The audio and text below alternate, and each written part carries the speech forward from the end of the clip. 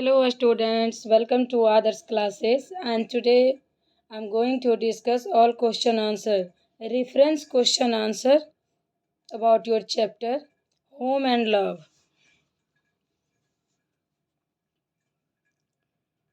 So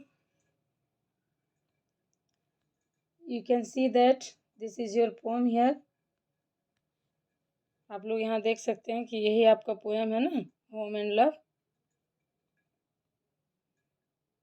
Now next, reference to the context. तो reference question आज हम लोग करेंगे. Read carefully, okay? So read these lines from the poem and answer the question that follow. इस poem को पढ़िए और आंसर दीजिए. तो पोएम तो हम लोगों ने ऑलरेडी ही पढ़ रखा है. अब हम आते हैं इसके क्वेश्चन आंसर पर. The first question is, your first question is, why does the poet use the word just before home and love? कि पोइट ने बिफोर होम और लव से पहले जस्ट का यूज क्यों किया है? So let's see the answer.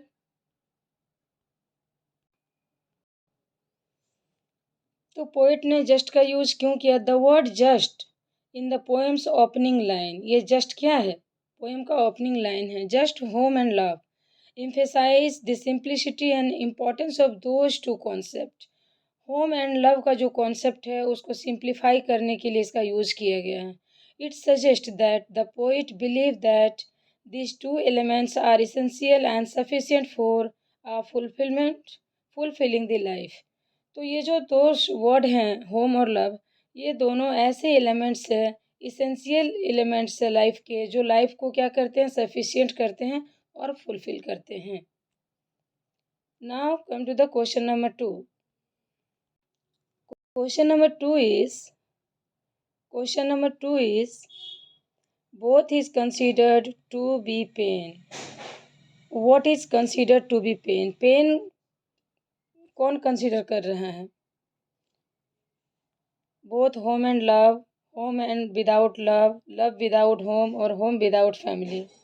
As we know that home without love, your option will be B. बिना प्यार के घर क्या करता है? पेन देता है.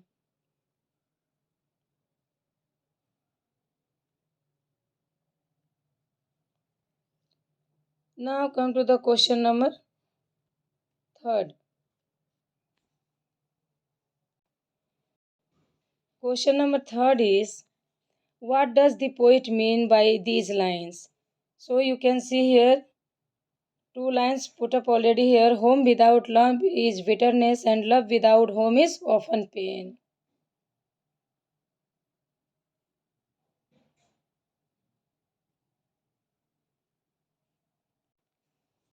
Love without home is often pain. It means इसमें इसका आंसर 2 नहीं, इसका आंसर 3 हो जाएगा. इसका आंसर क्या हो जाएगा? बी का आंसर 3 हो जाएगा. ऑप्शन 3 हो जाएगा, love without home.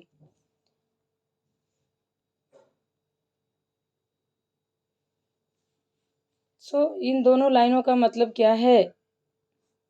Home without love is bitterness and love without home is often pain. Okay, so let's see the answer. What does the poet mean by these lines? Poet क्या कहना चाह रहे हैं?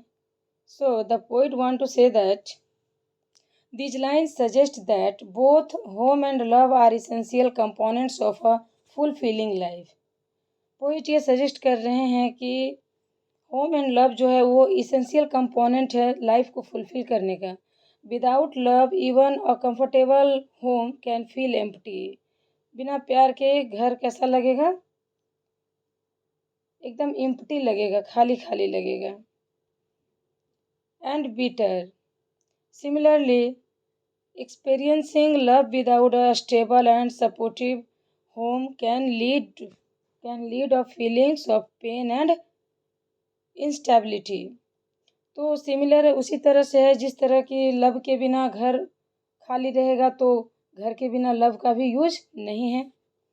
And the poet highlights the importance of having both love and home love and a nurturing home environment for true happiness and contentment. Now let's see question number 4. Question number 4, it means question number D. What phrase does the poet use to tell us that love and home go together? कौन से किस phrase में ये poet ने इस word को use किया है कि दोनों साथ साथ चलते हैं? Let's see the answer. So your answer is the phrase somehow the travel hand and gloves.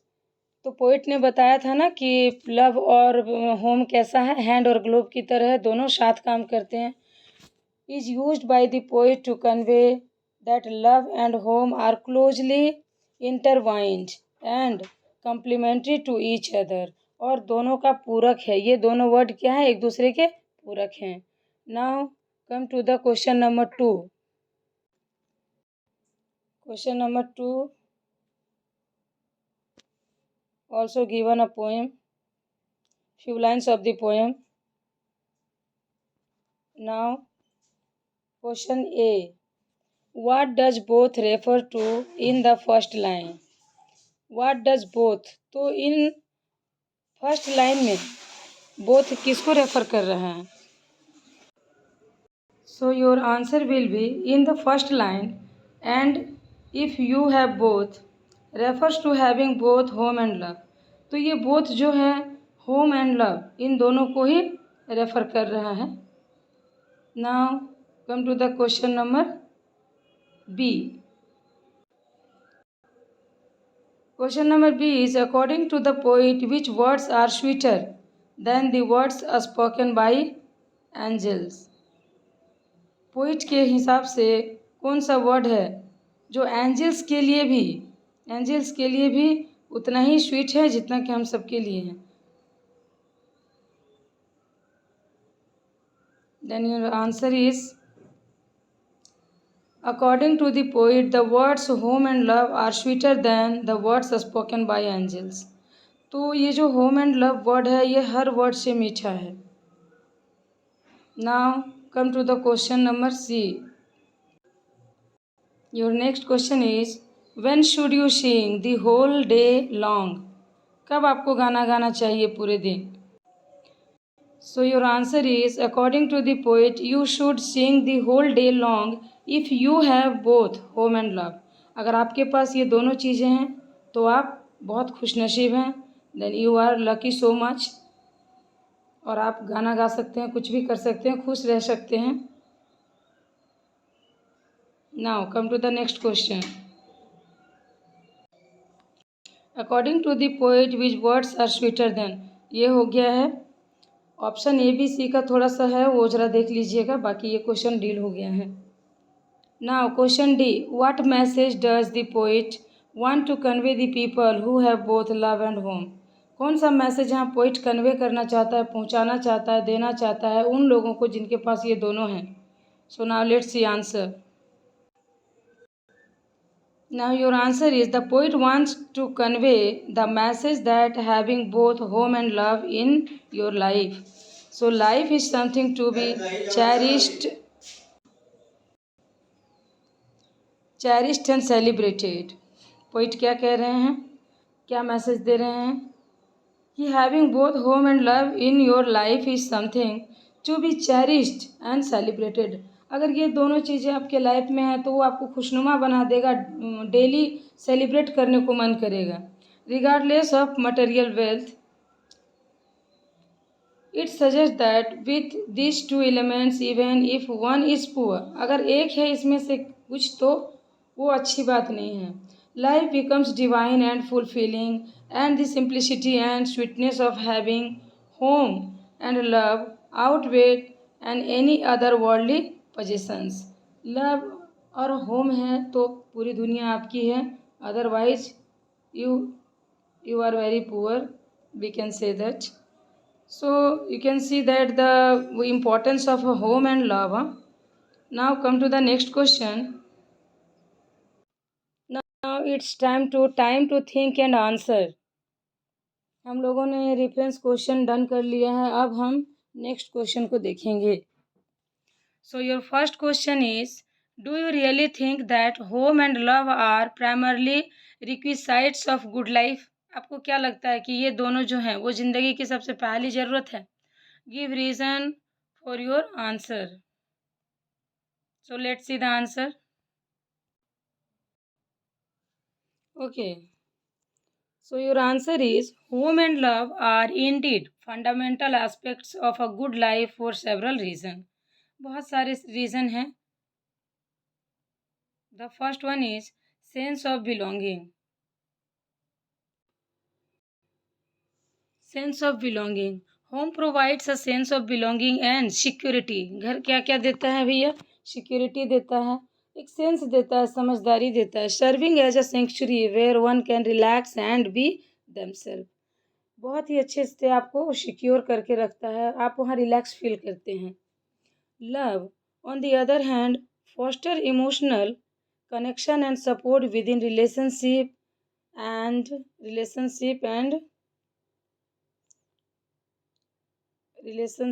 And sharing a sense of belonging with others.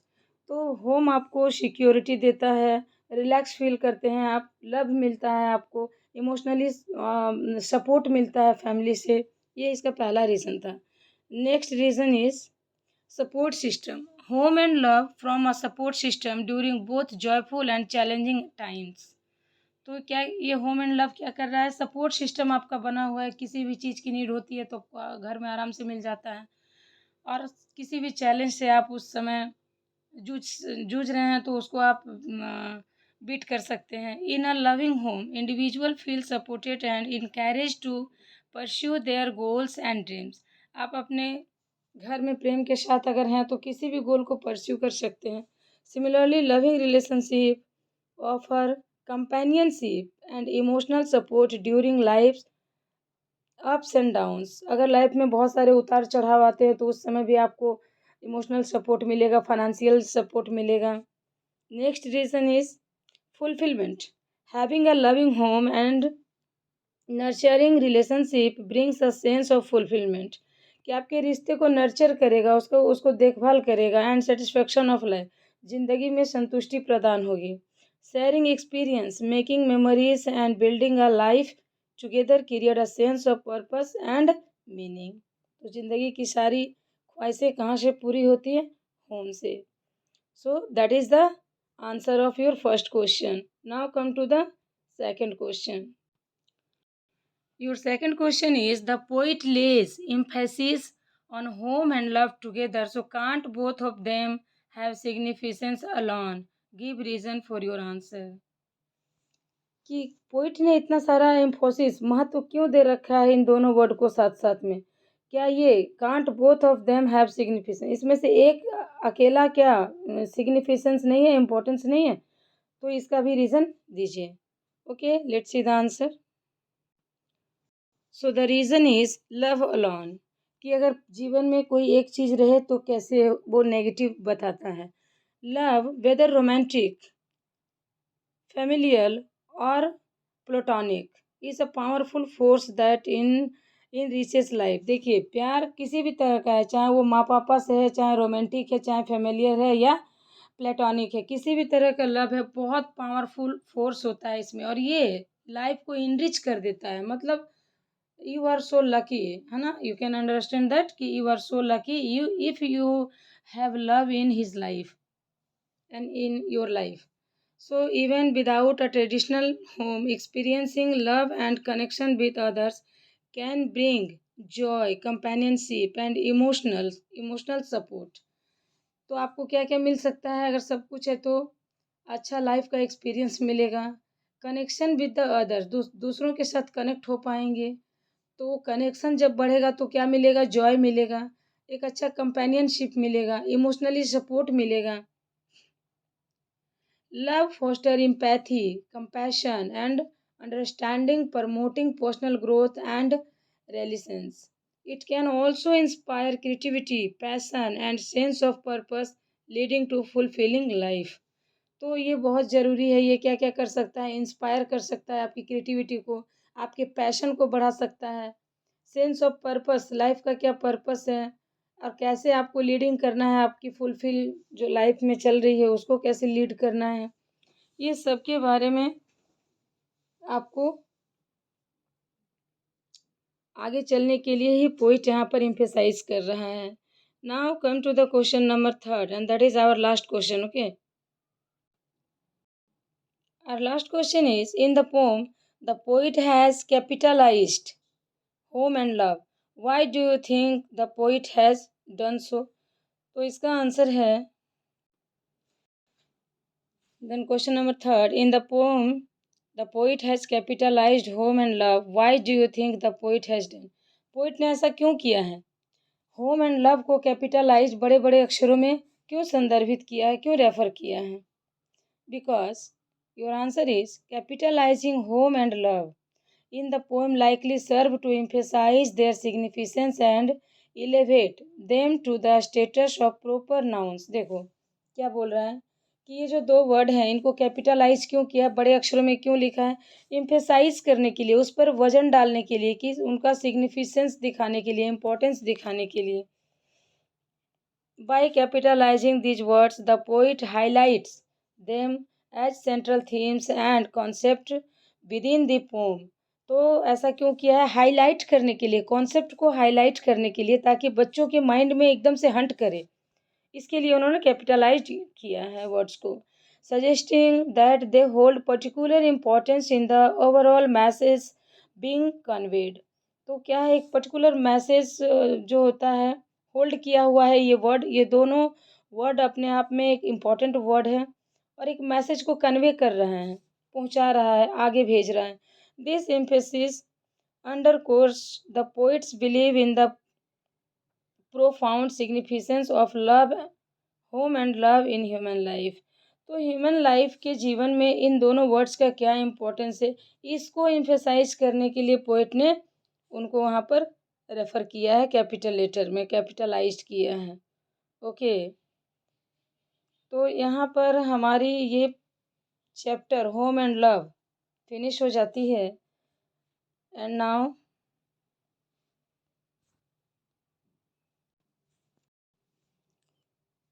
I want to say that कि देखो बच्चों, खाली सिर्फ लिख लेना ही, only write everything in your notebook, that is not sufficient my dear.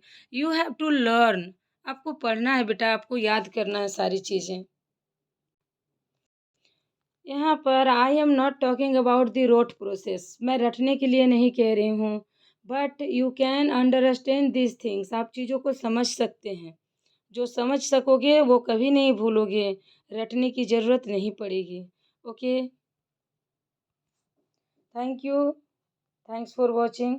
चीज़ों को समझिए, पढ़िए और अच्छे से चीज़ों को सीखिए. Bye bye.